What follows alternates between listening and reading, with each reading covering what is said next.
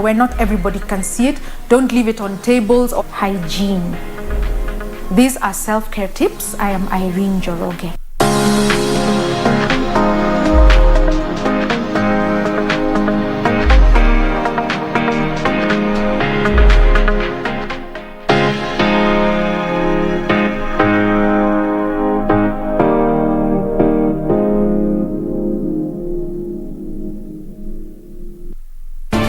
Do you have a news story to share with KBC? Get in touch swiftly on email newsroom@kbc.co.ke, call 0723 892 654 or 0734 780 124.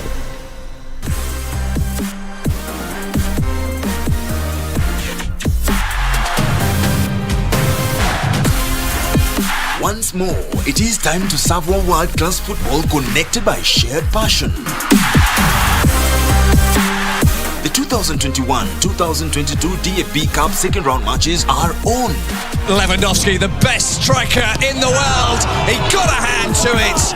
Lined up this Wednesday, the 27th of October 2021 at 9:45 p.m. is Borussia Mönchengladbach versus FC Bayern München. DFB Pokal winners 3 times and 20 times respectively. Find out which team is good enough to stay the bruising course to the end of the annual German Knockout Football Cup competition. Live and exclusive on KBC Channel 1.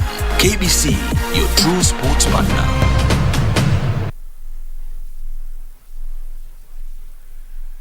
Welcome to Athi Sacco Society Limited, a vibrant sacco that delivers integrated world-class financial solutions to our customers. Athi Sacco will be celebrating 50 years of changing and touching lives in Kenya. The Golden Jubilee celebrations will be held at the Kenya Institute of Curriculum Development, KICD, Simba Editorium Hall on Saturday, 30th October 2021. This event will be covered live on KBC Channel 1 from 10 a.m. Athi Sacco Limited. Athi kwa ustawi.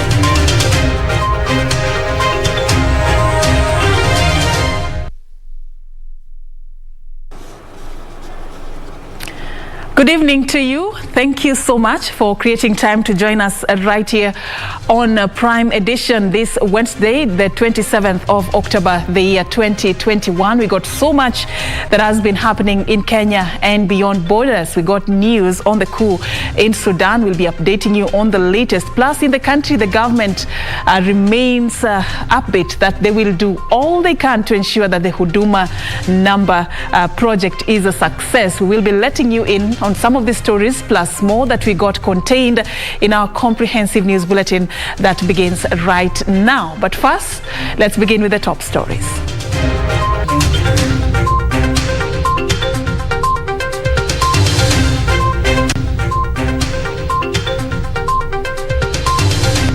CBC on course. Construction of classes for junior learners transiting to secondary school to be fast-tracked. We will go all the way to the Supreme Court if necessary to ensure that Kenyans are going to have a card and a number that will make life easier. Huduma it is. Government vows to ensure Huduma number rollout goes through. Let's set the standards so that we are sure that there is no exam anywhere on earth that a clinical officer trained in Kenya can fail. And no jobs for you. Mass failure in English locks out health workers from greener pastures.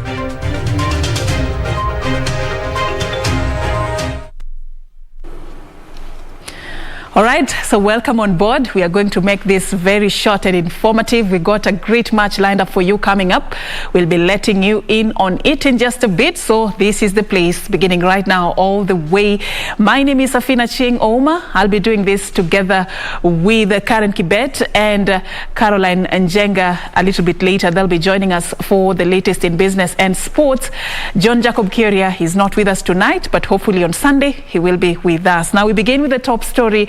The government has directed county directors of education to identify contractors who will construct classrooms to facilitate a smooth transition of learners to junior secondary schools. The Ministry of Education has set a deadline of April next year for completion of the first phase of the project, which will see 11,600 classrooms built across the country ahead of the first intake in 2023. Preparations for building of junior secondary classrooms are on top gear as county directors of education are tasked with overseeing the process.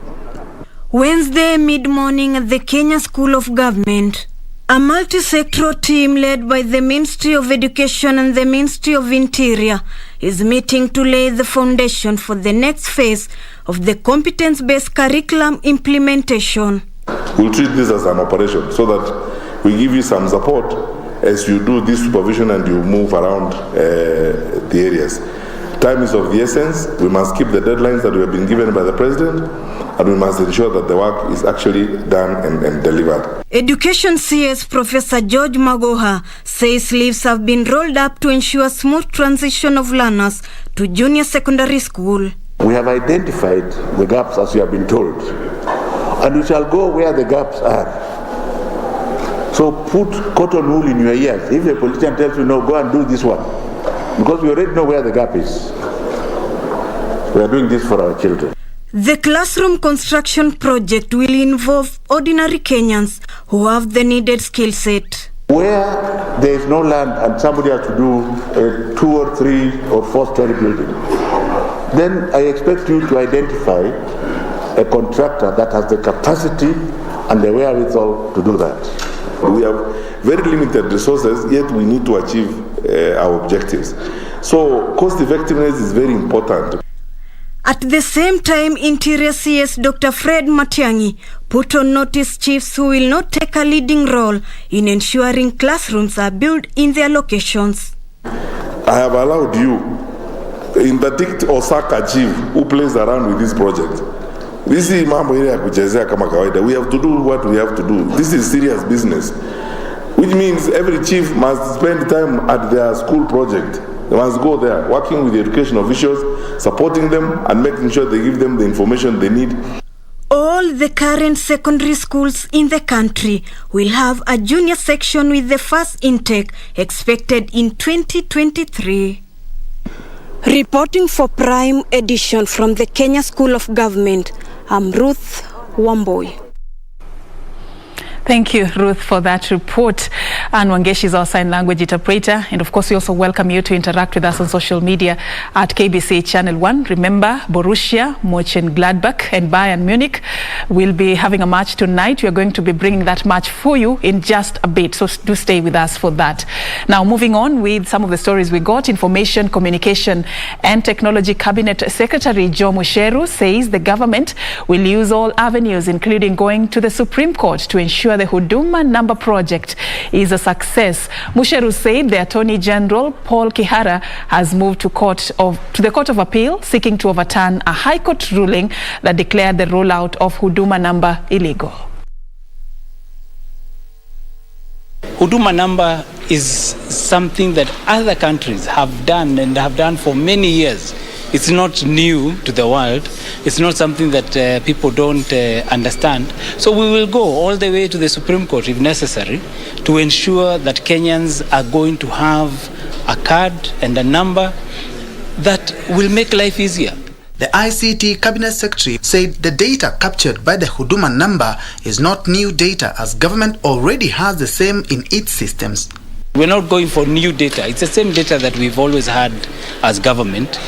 But because it's new times, then everybody wants to feel comfortable, and we are happy to continue with this process of ensuring that every Kenyan feels comfortable, and even if it means we'll go to the Supreme Court, we will do that. The CES added that the National Registration Bureau has an act that already controls how the Huduma number is managed and protected. The data that we're talking about, already if you look at the National Registration Bureau, it has an act, and in fact the director is here.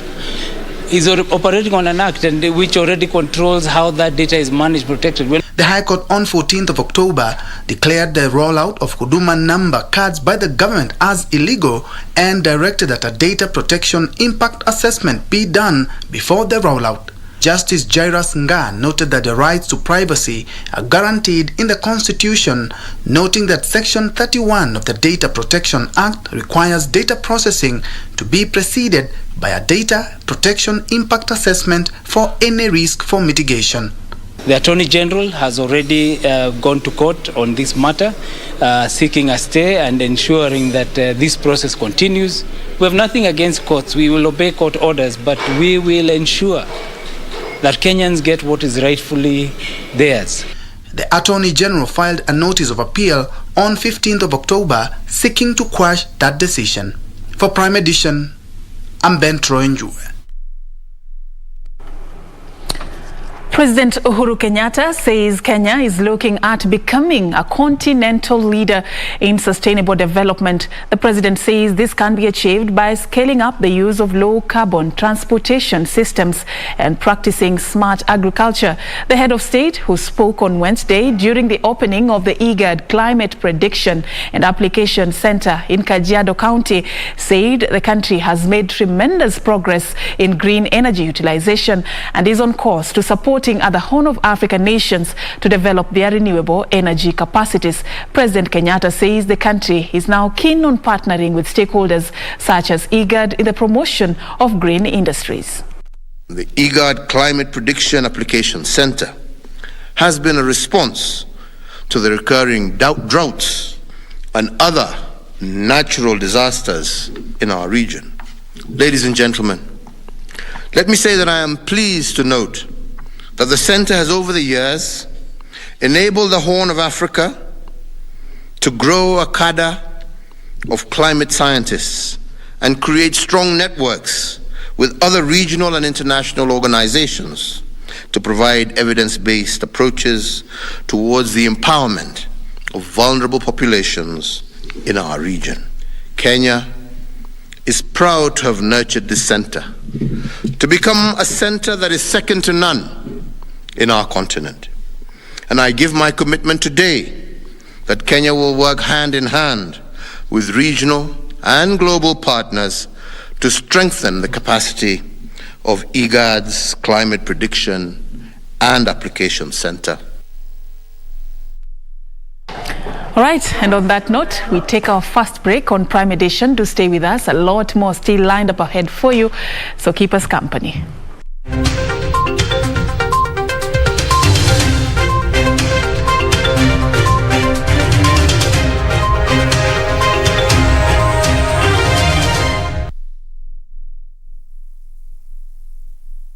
For over 50 years, Athi Sacco has empowered our members with financial stability through delivering integrated world-class financial solutions. We offer a wide range of tailored products and loans with low interest rates of 7.8% per annum. Get same-day approval for loans of up to 500,000 Kenyan shillings. Transact with ease using our mobile banking, Pesa Pepe, by dialing our USSD code *879# or *806#. Athi Sacco is open to all members in both formal and Juakali sectors.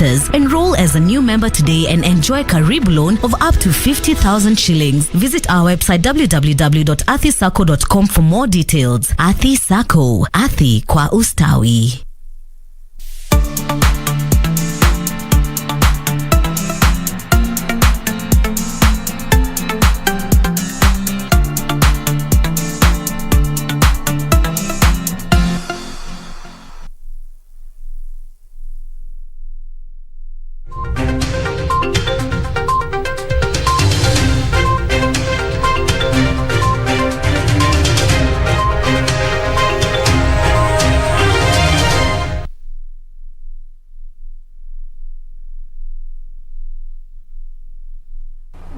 Welcome back, and thank you for staying with us. Let's move on. African leaders have been asked to avoid the allure of funding for climate change and adaptation programs that could further complicate their country's debt portfolio. Dr. Johannes Atela, a climate change expert at the University of Nairobi, says some of the funds from multinationals are aimed at ensuring developing countries do not question climatic ills after receiving such funding. A team of African climate change experts under the Africa Research and Impact Network, ARIN, are set to present a petition at the 26th Conference of Parties to be held in Glasgow in the United Kingdom. The petition aims at pushing for the removal of stringent requirements that make it difficult for developing countries suffering the impacts of climate change to access funds needed for the implementation of adaptation programs. They are not responsible for climate change, so they shouldn't pay. They shouldn't even pay debts with interest. They should be given the money to be able to implement the technologies and the innovations that make their livelihoods better. So now it's time to address the climate apartheid which we see today. We see the nations in the global north hiding behind dikes and adaptation solutions. ARIN convener Dr. Johannes Atela, who is also a lecturer in the Department of Climate and Earth Sciences at the University of Nairobi, called for climate justice in access to funding by developing countries, noting it is double jeopardy if finances are given in form of loans. We also want that these global initiatives that are supporting adaptation and mobilizing finances are able to listen to the voice of Africans, are able to really integrate the circumstances and the needs of Africa, because a lot of it are driven by different interests. The COP26 summit, scheduled for October 31st to November 12th, is expected to accelerate action towards the goals of the Paris Agreement that seek to limit the rise in global temperatures to 1.5 degrees Celsius. Judith Akolo, Prime Edition. All right, now on to some politics. Deputy President Dr. William Ruto has challenged leaders to address the issue of unemployment among the youth in the country. The DP, who spoke during a consultative meeting with religious leaders from Murang'a County at his current residence, said it is time for politicians to prioritize the interest of the majority. Speaking during a consultative meeting with religious leaders from Murang'a County at his current residence, Deputy President Dr. William Ruto challenged leaders to address the unemployment crisis among young people. Employment is a crisis in Kenya. There is no way we as leaders can pretend that tuende tubadilishe katiba, tujiongezee mamlaka, tuongeze positions ya sisi kugawana, wakati hawa watoto wetu wanapotea. And many people are stepping forward because for the first time wameanza kuona maybe there is some people who are thinking about us. The DP touting the bottom-up economic model as the only approach that guarantees jobs for millions of young people and additional taxpayers. We must fix matters to do with unemployment because inafanya watoto wetu wajiingize katika biashara ambayo si mzuri. Wengine wanaingia uhalifu, wengine wanaingia kwa madawa, wengine wanaingia kwa ulevi, wengine wanaingia kwa mambo ambayo hata wengine wanaingia kwa depression.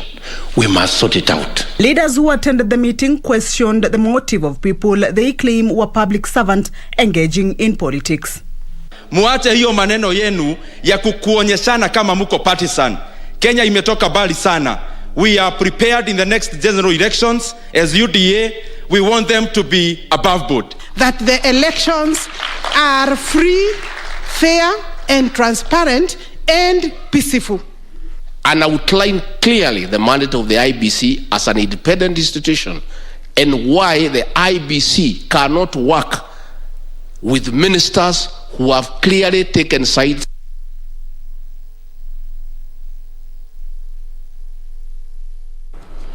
Now to the COVID-19 update in the country. Kenya has recorded 99 new cases of COVID-19 from a sample size of 4,895 tested in the last 24 hours. According to the Ministry of Health, the country's positivity rate is at 2%. From the latest cases, the youngest is a 2-year-old and the oldest is 89 years old.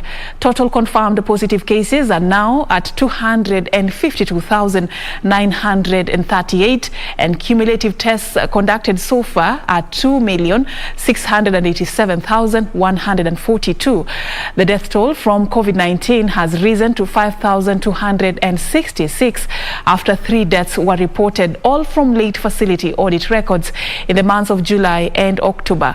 Globally, data from Johns Hopkins University shows over 244.7 million people have been infected with the virus and more than 4.96 million have died.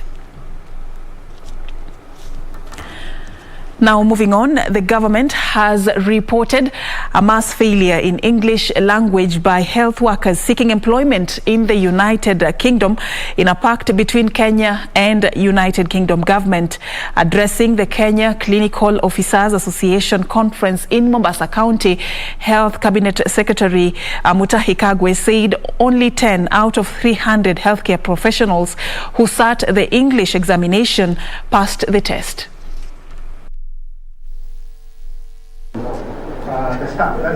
Health Cabinet Secretary Mutahi Kagwe was speaking at the Clinical Officers Conference in Mombasa, termed it regrettable that the majority of health workers who had been shortlisted to go and work in the United Kingdom could not pass English proficiency test examination, which was a mandatory requirement. Let's set the standards so that we are sure that there is no exam anywhere on earth that a clinical officer trained in Kenya can fail. This is an issue. And therefore, when we talk about technologies, when we talk about the future, we need to prepare ourselves to be in that space. And the only way to do it is for us to appreciate our strengths, yes, but we also need to appreciate our weaknesses so that we can address those weaknesses at the appropriate time. And the appropriate time is now. Kagwe said there are negotiations going on in the Middle East and Europe to have more health workers exported, but challenging the health workers to ensure they have the universal standards of training before they go to the respective countries. We as a government must create capacity in both infrastructure and resource, and we must increase the number of officers that we have, clinical officers that we have, in keeping in tune with the population. What I am going to challenge and what the policy we would like to lay as a government is that every year, in the same manner as we recruit soldiers every year and we recruit police every year, we also want to increase the health workforce in the same manner. He added that the ministry is going to ensure that the curriculum is upgraded and encompass information technology, as hospitals and clinics will soon become paperless, to ensure effective delivery of health service. That the quality of service that we provide must be at the highest standard possible, equal to anywhere on earth. If you do that, it will be possible. And given the expansion that we have had in the health sector over the last 1 year, it will be possible for us to make Kenya a health tourism destination. And if that happens, you will benefit. The clinical officers are also demanding to be considered for job opportunities abroad like their peers. They are also calling for the posting of clinical officers interns the soonest possible to broaden their skills. For Primetime Edition from Mombasa County, I'm Michael Mondiga. Now, an update from neighboring country Sudan. The African Union has suspended Sudan from all its activities until the civilian-led transitional authority is restored. This as European Union diplomats in Sudan say they want to meet deposed Prime Minister Abdallah Hamdok, whom they recognize as the constitutional leader of the transitional government. Khalid Abdullahi with that report. The African Union, while terming Monday's coup in Sudan as unconstitutional, said the suspension would be in place until the effective restoration of the transitional authority steering the country towards elections. This, as trade unions representing doctors and oil workers said they would join protests which entered the third day in Khartoum. Prime Minister Abdallah Hamdok returned to his home with his wife on Tuesday evening, a day after the military detained him and some cabinet ministers. In the meantime, inbound and outbound flights, which were suspended on Tuesday, were expected to resume at Khartoum airport later on Wednesday. The leader of the takeover, General Abdel Fattah al-Burhan, dissolved the military-civilian sovereign council set up to guide Sudan to democracy following the ouster of the long-serving ruler Omar al-Bashir in a popular uprising 2 years ago.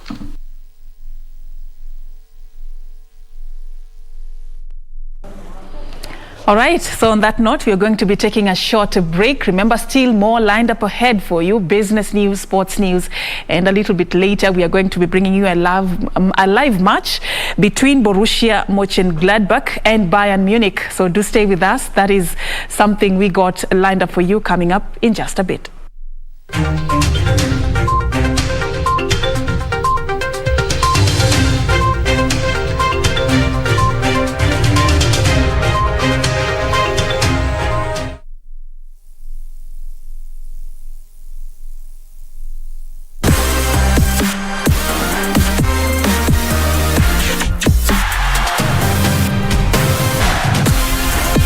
Once more, it is time to savor world-class football connected by shared passion.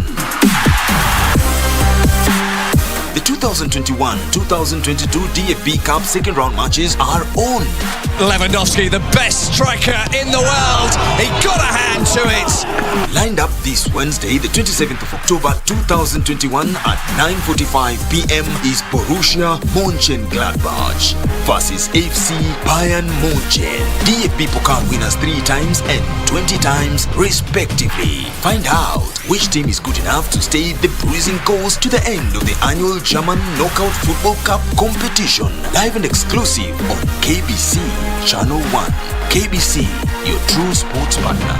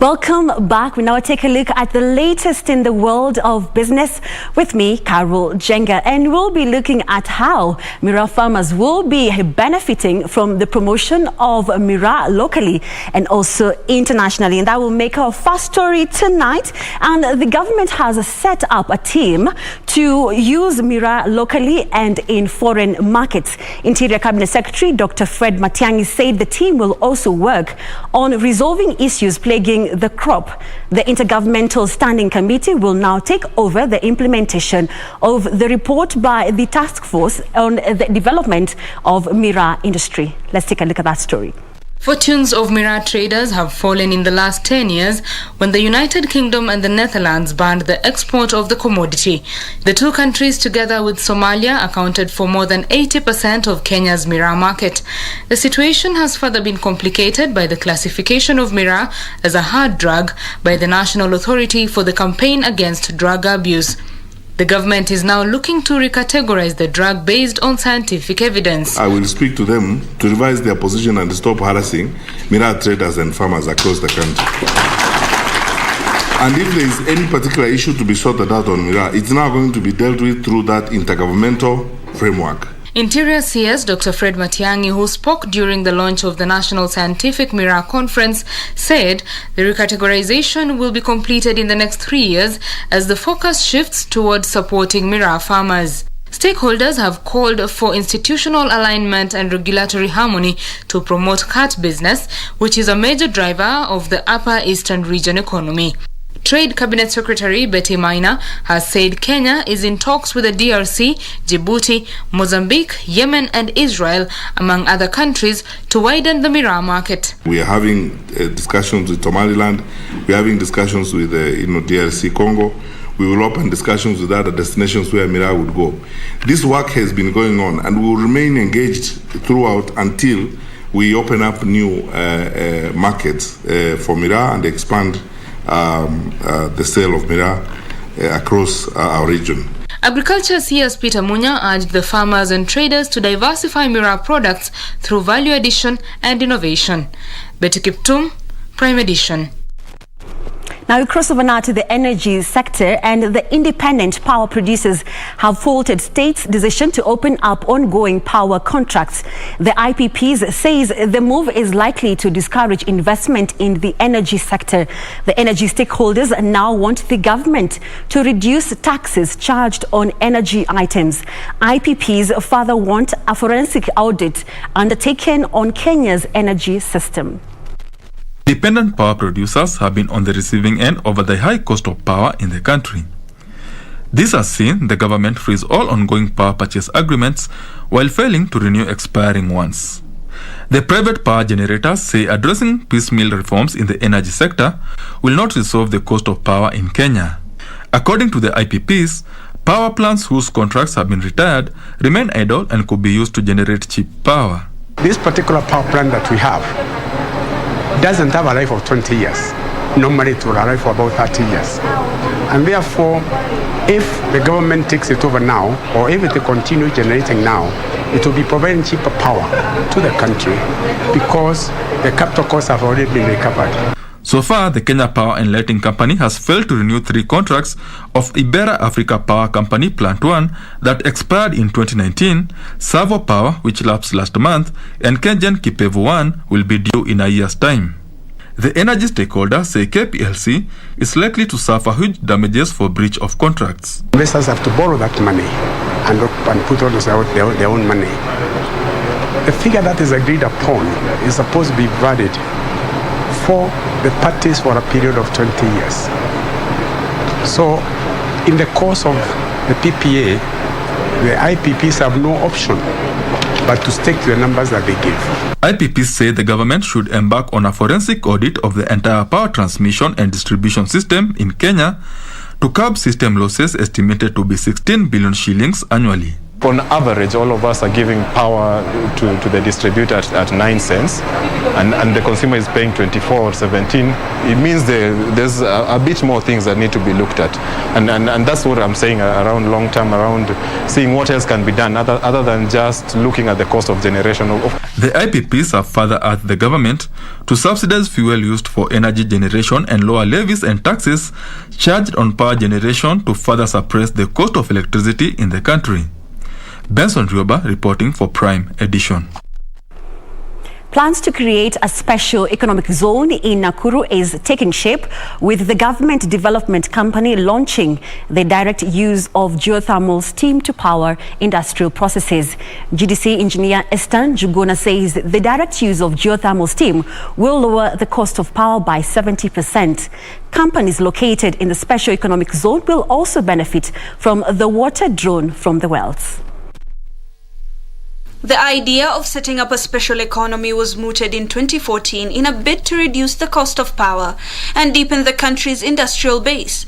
However, delays in setting up critical infrastructure have delayed the plan, frustrating investors. But the plan appears to be taking shape, with the Geothermal Development Corporation commissioning the direct use of geothermal steam.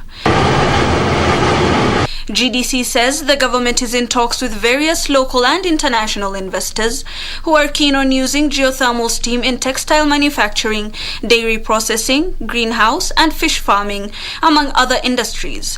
While speaking at the GDC Alternative Geothermal Steam Use Demonstration Projects at Menengai Crater, GDC Chief Engineer Esther Njuguna says the steam technology will place Kenya in the same league as the USA, New Zealand and Iceland, which has diversified use of geothermal energy away from traditional electricity generation for growth. The saving that we get from geothermal is really immense. We are sure that geothermal will propel us forward. And this project has actually been able to woo a lot of investors to us. And what we are doing is we want to commercialize these projects, and we have investors come and set up their industries around Menengai, and we'll be able to supply the heat. And in future, we'll also be able to harvest the gases and the minerals that come with geothermal. The demonstration projects include steam-heated greenhouses, steam-heated aquaculture ponds, geothermal milk pasteurizer plant, geothermal laundry unit and geothermal grain dryer. Kenya is the 7th leading producer of geothermal energy in the world and the leader in Africa with 700 megawatts of geothermal power. Well, interesting news there for companies located in the special economic zone at a time where the cost of electricity has gone up. And that is how we wrap up business news for tonight. My name is Carol Jenga. See you tomorrow for more business news. Take care.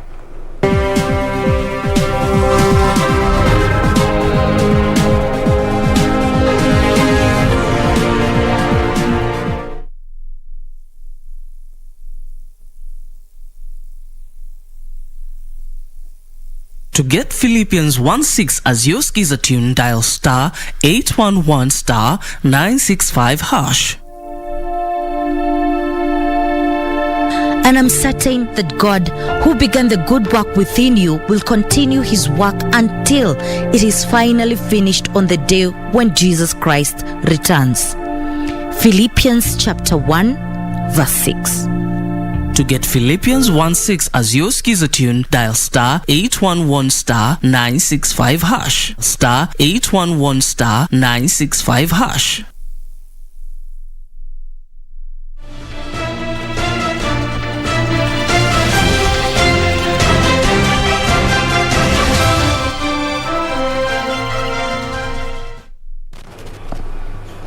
A very good evening to you. It's now time for us to take a look at what's making headlines in the world of sports. My name is Karen Kibet. Now, the legendary Kenyan rugby player Humphrey Khayange has been inducted into the World Rugby's Hall of Fame, which recognizes rugby greatest players in the world.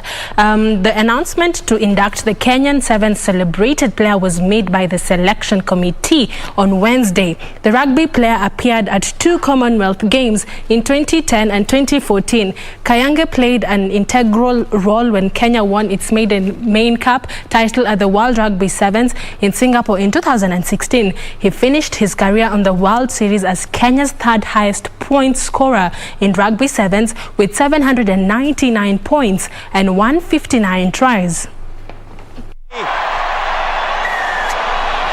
A wonderful score for Kenya. Well, put it down to Simiyu. He really created this try with some skillful. Khayange, big rangy stride of the captain, chased all the way by Colin Gregor. He'll not catch Humphrey Khayange. On to matters football. National Super League side Kibera Black Stars head coach Leonard Odipo has said the team is ready to finish at the top positions ahead of the new season that is set to commence next week on Saturday. Odipo made their sentiments after the team received a new bus from their partners Rubies Kenya to help counter their logistical problems.